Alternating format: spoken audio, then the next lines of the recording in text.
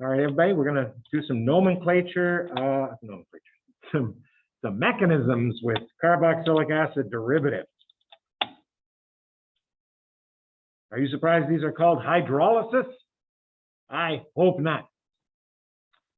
So hydrolysis.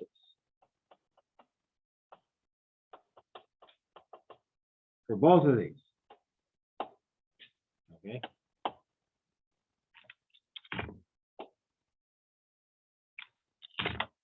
Down here, it's not hydrolysis. Will be that way. We're not using water to break the molecule apart. We are using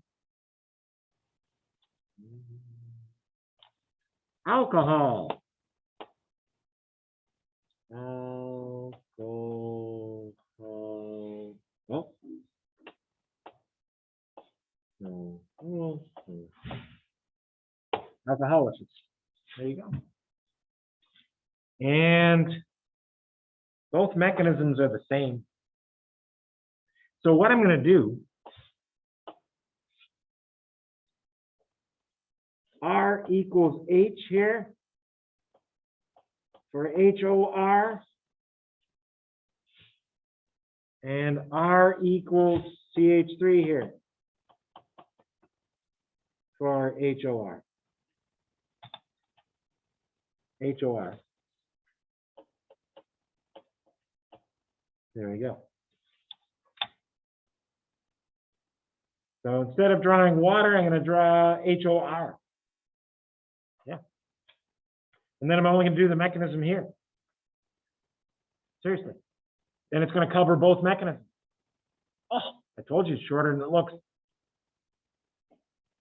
Now for acid anhydrides and acid halides and anhydrides,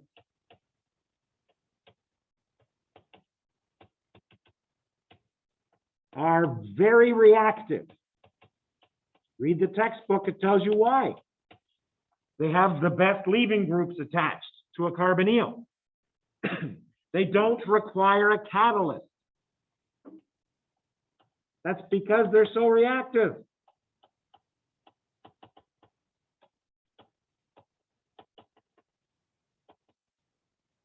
Esters, amide, nitrile require cat. Here's sulfuric acid. Okay. So one of the reactions is going to start by protonating the carbonyl. So the whole page red first.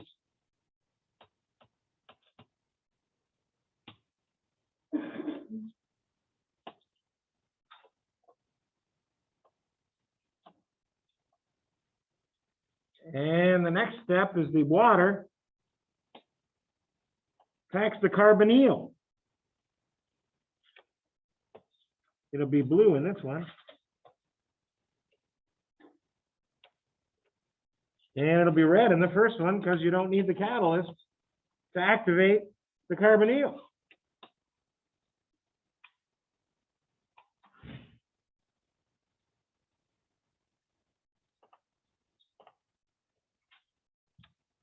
There you go.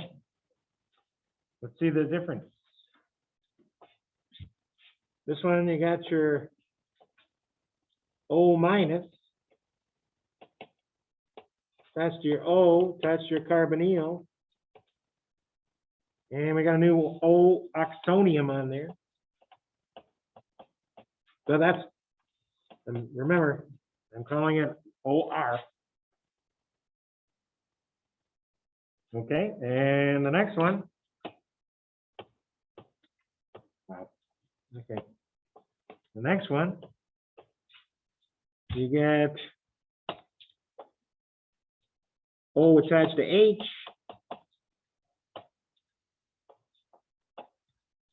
And you got an oxonium on there.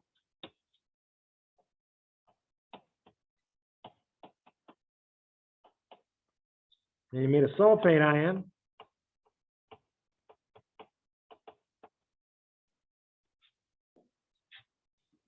And the top one, we don't have a sulfate ion. So something's got to take the H in the top one. What do you think? Some of you want that O minus to grab the H. I caution you. I caution you. Remember, R is equal to H in this example. So the OH here comes from this. You're just going to take away this proton and you have the OH. So the carbonyl needs to be reformed.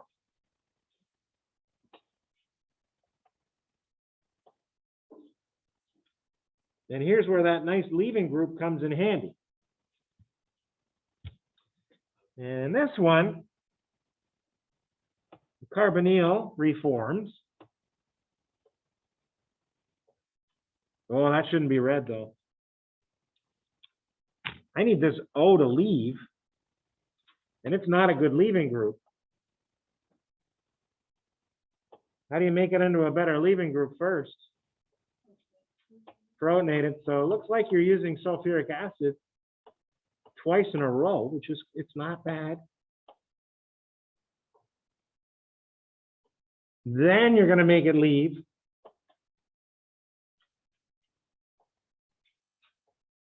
There it's leaving. And then a third step. Well, let's not do a third step. I've been listening to you. Some of you don't like the multi-steps. Okay, so we got this. You got this. This. And you got an oxonium on here. Remember, R's H.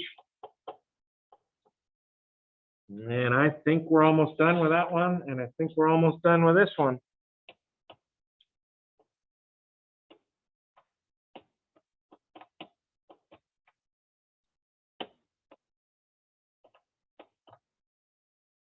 And yeah, because the other product's here. There you go. And how do we make this into this? And how do you make that into this?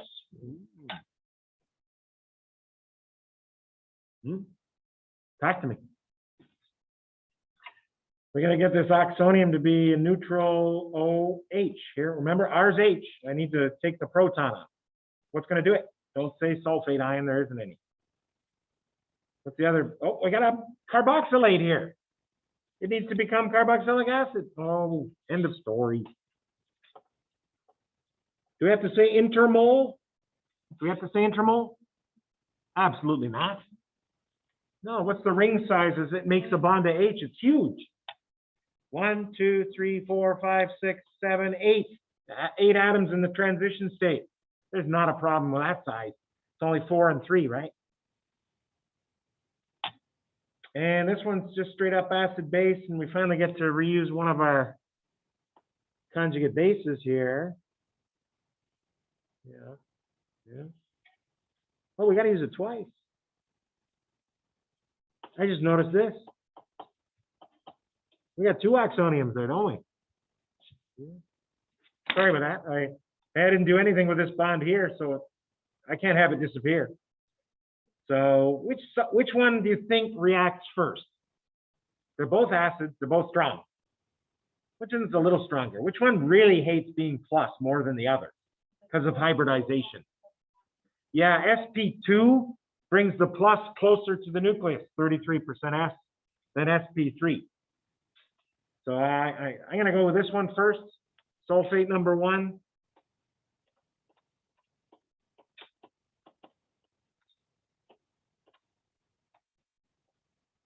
And sulfate number 2, which I got downstairs in a different color.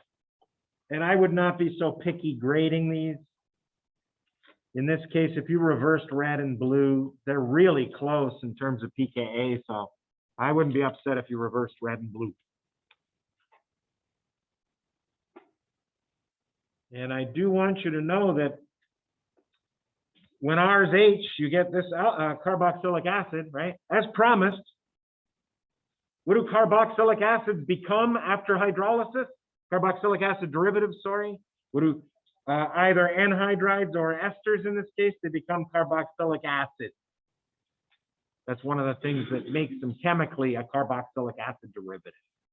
And yes, if R is a carbon group like down here, then these will both be esters.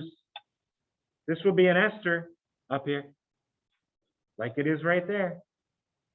And I got a typo here. I got a typo. We're going to fix it before we go. You don't get 2 carboxylic acids because that one left is an OH. So fix that, please. And we got an ester up here and an ester over here. And the other piece, carboxylic acid, and the leaving group here was an alcohol.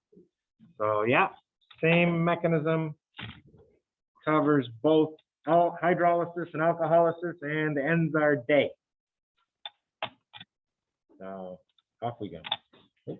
Bye-bye.